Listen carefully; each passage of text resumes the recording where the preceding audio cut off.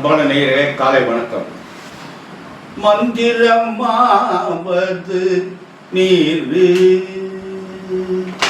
மந்திரமாவது நீரு, பானவர் மேலது நீரு, சுந்தரமாவது நீரு, துதிக்கப்படுவதும் நீரு, தந்திரமாவது நீரு, சமயத்தில் உள்ளது நீரு, செந்துவர் வாயுமை பங்கல் திருகாலவாயில் திருநீரே,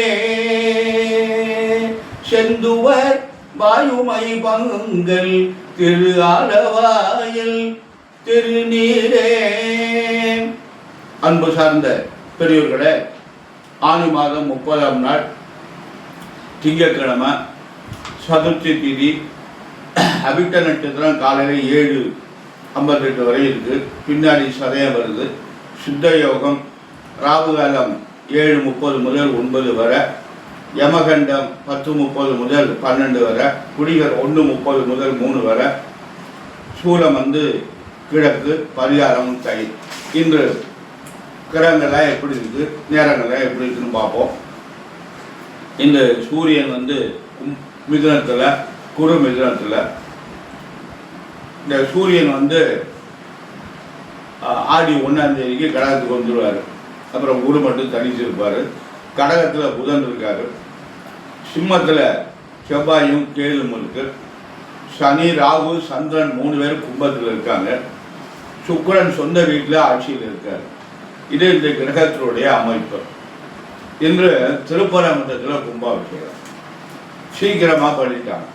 ஏன் அப்படின்னா, சதய நட்சத்திரத்தில் எதுவும் பண்ணக்கூடாது. நேற்று சரியில்லை, யோகப்புழ. இன்று நல்ல நாள், அதாவது அந்த அவிட்ட நட்சத்திரம் கும்பாபிஷேகம் பண்ணாங்கிறதுக்கு அதுக்காக ஒரு கணக்கு பண்ணி அவங்க பண்ணிட்டாங்க. அதனால் விடிய காலில் அந்த கும்பாபிஷேகம் நடந்தது, சிறப்பாக நடந்தது. தொடர்ந்து திருச்செந்தூர் கும்பாபிஷேகம், அடுத்து திருப்பரங்குன்றம் கும்பாபிஷேகம், இப்படி அறுபடை வீட்டில் 2 வீடுக்கு கும்பாபிஷேகம் தொடர்ந்து இந்த மாதத்தில் நடந்தது. அது பெரிய அருமையான அமைப்பு. அதனால் இன்று கிரகங்களாக எப்படி இருக்குது? மேஷராசி என்பவர்களுக்கு சனியும் ராகும் 11ஆம் இடத்துல இருக்காரு. அவரோட சந்திரனும் சேர்ந்துருக்காங்க. 2ல் குரு, சுக்கிரன் இருக்காரு. குரு 3ல் இருக்காரு. குரு பலம் இல்லை அவங்களுக்கு. குரு பேச்சு நன்றாக இல்லை. ஆனால் மற்ற கிரகங்களாக நல்லா இருக்குது. அதனால் மேஷராசி என்பதற்கு நல்லது நடக்கும், கவனமாக நடந்து கொள்ளுங்கள். ரிஷபராசி என்பதற்கு அருமையான நாள். ஏன்னா குரு பகவான் 2ஆம் இடத்துல இருக்கார், நல்ல இடத்துல இருக்கார், நல்லதெல்லாம் நடக்கும். சனியும் ராகு, சந்திரன் 3 பேரும் 10ஆம் இடத்துல இருக்காங்க, நன்மை. ரிஷபராசி என்பதில் உங்களுக்கு நல்ல நாள், கவனமாக நடந்து கொள்ளுங்கள், நல்ல முன்னேற்றம் இருக்கு. அடுத்து மிதுனராசி என்பதில் உங்களுக்கு குரு பகவான் ஜென்மத்தில் இருக்காரு. இந்த ஜென்ம குரு இடமாற்றங்களை கொடுப்பாங்க. இடமாற்றம்னா என்ன? வீடு மாறுறது, சொந்த வீட்டுக்கு போகிறது, வெளிநாட்டில் இருந்தால் இங்கே வர்றது, இங்கே இருந்தால் வெளிநாட்டுக்கு போகிறது, தொழில் மாறுறது, பதவி மாறுறது, இப்படி எத்தனையோ இடமாற்றங்கள், இதெல்லாம் இன்றைக்கு நடக்கும். அன்பான கடகராசி என்பவர்களை உங்களுக்கு குருபான் 12ஆம் இடத்துல இருக்கார். 12ஆம் இடத்துல குரு இருப்பது நன்மை இல்லை. அதனால் பார்த்து ஜாக்கிரதையாக நடந்து கொள்ளுங்கள். விரயங்களை ஏற்படும், தேவையில்லாத விரயத்தை உண்டு பண்ணுவார். ஜாக்கிரதையாக நிதானமாக நடந்து கொள்ளுங்கள். மிதுனராசி, கடகராசி என்பவரெல்லாம் வியாழக்கிழமை தோறும் தட்சாமூர்த்தி வழிபாடு பண்ணுங்க, நல்ல பலன். அன்பான சிம்மராசி என்பதில் உங்களுக்கு குருபான் 11ஆம் இடத்துல இருக்கார், லாபஸ்தானத்தில் இருக்கார், நன்றாக இருக்கு. ஆனால் சனி ராகு 7ஆம் இடத்துல இருக்கார். மனைவி கணவனுடைய உடல்நிலை ஜாக்கிரதையாக நடந்துக்கும், எதுவும் கவனமாக பார்த்துக்கணும். ஆனால் குருபான் உங்களுக்கு 11ஆம் இடத்துல இருக்கிறது நல்ல முன்னேற்றத்தை காட்டும். எந்த காரியத்தை வேணாலும் நீங்கள் தைரியமாக செய்யலாம். கன்னிராசி என்பதில் உங்களுக்கு நேரம் சரியில்லை. குருபகவான் உங்களுக்கு 10ஆம் இடத்துல இருக்காரு, கெட்ட பேர் ஏற்படும், பார்த்து ஜாக்கிரதையாக நடந்துங்க. வேலை பார்த்தீங்கன்னா மேலதிகாரத்தை பணிவாக நடந்துங்க. தொழில் வச்சிங்கன்னா வாடிக்கையாளர்கிட்ட அன்போடு நடந்து கொள்ளுங்கள். கெட்ட பேர் ஏற்படுற மாதிரி எதுவும் செஞ்சிடாதீங்க. வேலை பார்க்குறவங்க மேலதிகாரத்தை பரிவாக நடந்தீங்கன்னா பதவிக்கு ஆபத்து இல்லை. டென்ஷனாக இருந்தீங்கன்னா பின்னாடி தள்ளி விட்டுருவாங்க. அதனால் பார்த்து ஜாக்கிரதையாக நடந்து கொள்ளுங்கள். அன்பான துளாராசி என்பதில் உங்களுக்கு அருமையான நாள், நல்லது நடக்கும், நல்ல காரியங்கள்லாம் நடைபெறும். துளாராசிக்கு குரு பகவான் 9ஆம் இடத்துல இருக்காரு. இந்த 9ஆம் இடத்துல குரு இருப்பது பெரிய சிறப்பு. ஜாதகத்தில் 9ஆம் இடத்துல குரு அவங்களுக்கு எந்த தோஷமும் கிடையாது, ஊழ்வினை பயன் கிடையாது, முன்னோருடைய சாபம் கிடையாது. குருவுக்கு அவ்வளவு பவர். 9ஆம் இடம் என்பது தர்மஸ்தானம், தந்தை, தந்தை வழி, அருமையான இடம் அது. இதெல்லாம் வந்து ஒரு நல்ல பலன். அதே மாதிரி கோச்சார பலனையும் 9ஆம் இடத்துல குரு வரும்போது அந்த ஓராண்டுக்கு நன்மை உண்டு. அதனால இப்போ துளாராசிக்கு 9ஆம் இடத்துல குரு இருக்காரு. இந்த 10 மாசத்துக்கு நல்ல பலன்களாக நடக்கும். விருச்சிக ராசி என்பதில் உங்களுக்கு அஷ்டம குரு. 8ஆம் இடத்துல எந்த கிரகமும் இருப்பது தவறு. 8ஆம் இடத்துல சுக்கிரனை தவிர மற்ற கிரகங்களுக்கெல்லாம் நன்மை இல்லை. 8ல் சுக்கிரன் இருப்பது நல்லது, ஆனால் மற்ற கிரகங்களுக்கெல்லாம் நன்மை இல்லை. அதனால் குரு 8ல் இருந்தால் காரியத்தை எதையும் தடைப்படுத்தும், தாமதமாக்கும் அப்படிலாம் சொல்லுவாங்க. ஒரு விருச்சிக ராசி என்பது ஒரு 10 மாதத்துக்கு புதுசாக எதையும் பண்ணாதீங்க, கவனமாக நடந்து கொள்ளுங்க. தனுசு ராசி என்பது உங்களுக்கு அருமையான நாள். உங்களுக்கு வந்து நல்ல காற்று அடிக்குது, 7.5 முடிஞ்சது. குருபகவான் 7ல் இருக்காரு. திருமணம் நடைபெறும், குழந்தை ஏற்படும், வேலைக்கு போகலாம், வெளிநாட்டுக்கு போகலாம், வீடு கட்டலாம், உத்தியோகத்துக்கு போகலாம். இப்படியெல்லாம் நிறைய நல்ல அமைப்புகள் இருக்குது. பார்த்து கவனமான ஜாக்கிரதையாக நடந்து கொள்ளுங்க. நீங்கள் கெட்டிக்காரங்க தனுசு ராசியில் பிறந்தவங்க, அதனால் திறமையெல்லாம் இருக்கும், நல்லபடியாக இருக்கும். அன்பான மகர ராசி என்பதில் உங்களுக்கு 7.5 தாக்கம் இருக்கிறது. இந்த 7.5 சனி வந்து உங்களுக்கு இன்னும் ஒரு 18 மாதம் இருக்குது. ஜாக்கிரதையாக நடந்து கொள்ளுங்கள்.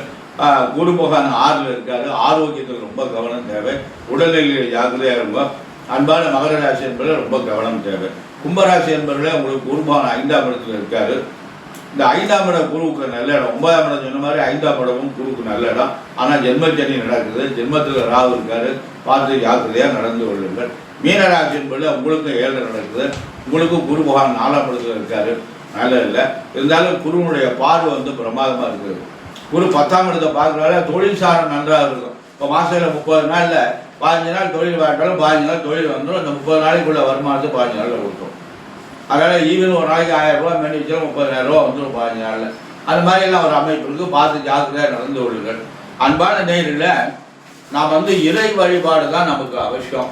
கும்பராசி, மீனராசி, மகர ராசி என்பதெல்லாம் சனிக்கிழமை தோறும் விரதமாக இருந்து சனி பகவானுடைய வழிபாடு செஞ்சுட்டு வாங்க. நல்லதே நடக்கும், நல்ல காரியங்களாக நடக்கும். அன்பான நேயர்களே, இப்பொழுது நான் ஒரு முக்கியமான கருத்து, நேற்று ஒரு கருத்து சொன்னேன், அதே மாதிரி இந்த ஒரு கருத்து சொல்கிறேன். இப்பொழுது நல்ல படித்த பெண்கள் கூட என்ன பண்ணுறாங்கன்னா, இந்த ஜோடர்கள் பேச்சை நம்பிக்கிட்டு திருமணத்தை காட்டி வச்சு போகிறாங்க. அது மாபெரும் குற்றம். கணவன் உயிரோடு இருக்கின்ற வரை திருமணத்தை எந்த பெண்ணும் காட்டக்கூடாது.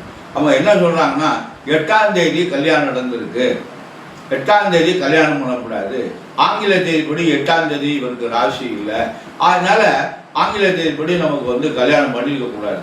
ஆங்கில தேதி எப்பொழுது நமக்கு வந்தது? வெள்ளக்காரர்கள் நம்ம நாட்டுக்கு வந்ததுக்கப்புறம் தான் ஆங்கில தேதி நமக்கு வந்தது. முன்னாடி நமக்கு தமிழ் தேதி தான். இப்படியெல்லாம் போட்டு நம்ம குழப்பப்படாது. ஜோடத்துக்கும் ஆங்கில தேதிக்கும் சம்பந்தமே கிடையாது. நியூமரலஜின்னு ஒரு கணக்கு இருக்கு, அதை நான் மறுக்கலை. அதனால அது வந்து தவறு. அதுக்காக வந்து 8ஆம் தேதி கல்யாணம் பண்ண நேற்று சொல்றாரு ஒருத்தர் என்கிட்ட, 8ஆம் தேதி கல்யாணம் பண்ணியிருக்காங்க, அந்த நாள் சரியில்லை, அதனால திருமணத்தை காட்டி வச்சுருவோம் அப்படின்னு நேற்று ஜாதகம் பார்க்க வரணும். ஒருத்தர் நல்லா படித்தவங்க, தயவு செஞ்சு எக்காரணத்தை விட்டு திருமணத்தை காட்டாதீங்க. பெண்களை வந்து திருமணத்தை காட்டக்கூடாது. ஆனால் இதை வந்து நல்ல சாஸ்திரம் படித்தவங்களாம் இதை சொல்ல மாட்டேங்கிறாங்க. பெண்கள் ரொம்ப பேர் நல்லா படித்தவங்களாம் திருமணத்தை காட்டி 4-5 வருஷமா திருமணம் இல்லாமலே இருக்காங்க. அது ஒரு பெரிய தோஷம்னு அவங்க நினைக்கிறாங்க. அதாவது என்று ஒரு ஆணை தொட்டு திருமணமாகி குடும்ப வாழ்க்கை நடத்த ஆரம்பித்தவங்களா அன்று கணவன் மனைவி நெருங்கி பெறப்படுகிறது. அதனால கணவனை தொடக்கூடாதுன்னு சொல்லட்டுமே, அது நடக்குமா? மனைவியை தொடக்கூடாதுன்னு சொல்லுங்களேன். திருமணத்தை காட்டி சொல்லிட்டா அது தோஷம் நிபந்தனா, தொட்டா தோஷம் இல்லையா? கணவன் மனைவி சேர்ந்தா தோஷம் இல்லையா? இல்லை, என்ன முட்டாள்தனமான கருத்து பாருங்க. நல்லா படித்தவங்கெல்லாம் தப்பு பண்ணுறாங்க. அன்பான நேயர்களே, இந்த மாதிரி ஒரு தப்பு பண்ணாதுங்க. எல்லாரும் பெண்களுக்கெல்லாம் சொல்லுங்கள்.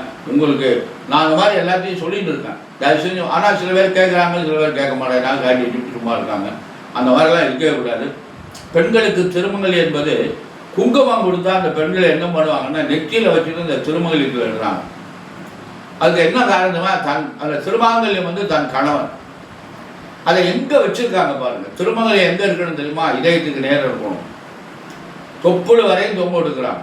தொப்புளுக்கிட்டவே அந்த திருமங்கலியம் வரக்கூடாது, இதயத்தில் தான் இருக்கணும். தன்னுடைய கணவனை இந்த இதயத்துக்கு நேரம் வச்சுக்கணும். அதுதான் சாஸ்திரம், அதுதான் சம்பிரதாயம்.